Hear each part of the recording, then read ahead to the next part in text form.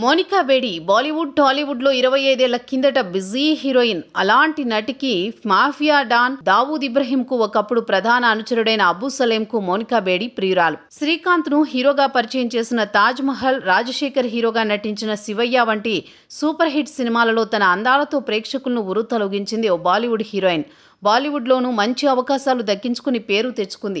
పెద్ద స్టార్ అవుతుందని అనుకుంటున్న సమయంలో అనూహ్యంగా అండర్ వరల్డ్ లింక్స్ ఉన్నట్లు తేలి ఆమె సినీ కెరియర్ మధ్యలోనే ముగిసింది.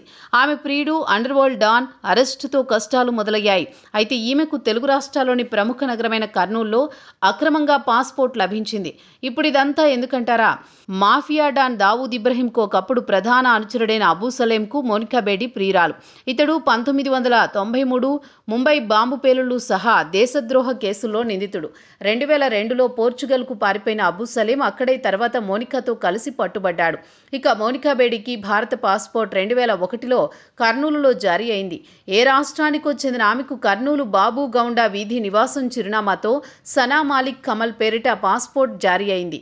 అప్పుడు తహసీల్దార్గా ఉన్నదెవరంటే ప్రస్తుతం ఏపీ అక్రమ మద్యం కేసులో అరెస్టైన మాజీ సీఎం వైఎస్ జగన్ ఓఎస్డీ పెళ్లకూరు కృష్ణమోహన్ రెడ్డి.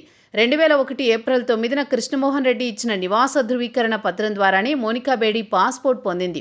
2002లో అబూ సలేం, మోనికా బేడి పోర్చుగల్లో పట్టుబడ్డంతో వారి పాస్పోర్ట్లను పరిశీలించారు. దీంతో మోనికా అక్రమ పాస్పోర్ట్ వ్యవహారం వెలుగులోకి వచ్చింది. ఈ కేసును సిబిఐ దర్యాప్తు చేసింది. ఇందులో భాగంగా అప్పటి కర్నూలు తహసీల్దార్ కృష్ణమోహన్ రెడ్డిని విచారించింది. అయితే అప్పట్లో రెవెన్యూ ఇన్స్పెక్టర్గా ఉన్న మహమ్మద్ యూనిస్ నివేదిక ఆధారంగానే తాను నివాస ధృవపత్రం జారీ చేశానంటూ కృష్ణమోహన్ రెడ్డి స్పష్టం చేశారు. ఆ కేసులో ఆయన సాక్షిగా మాత్రమే ఉండగా ఆర్ఐఏఎస్ఐలకు శిక్ష పడింది. గమనార్హం ఏంటంటే మోనికాకు నకిలీ పాస్పోర్ట్ జారీ అయిన సమయంలో కర్నూలు ఎస్పీగా ఉన్నది పి సీతారామాంజనేయులు. 2002లో కుంభకోణం వెలుగులోకి వచ్చేసరికి ఎస్పీగా ఎన్ సంజయ్ ఉన్నారు. పిఎస్ఆర్ ఆంజనేయులు ప్రస్తుతం ముంబై నటి కాదంబరి జత్వానీ కేసులో అరెస్టై జైల్లో ఉన్న సంగతి తెలిసిందే.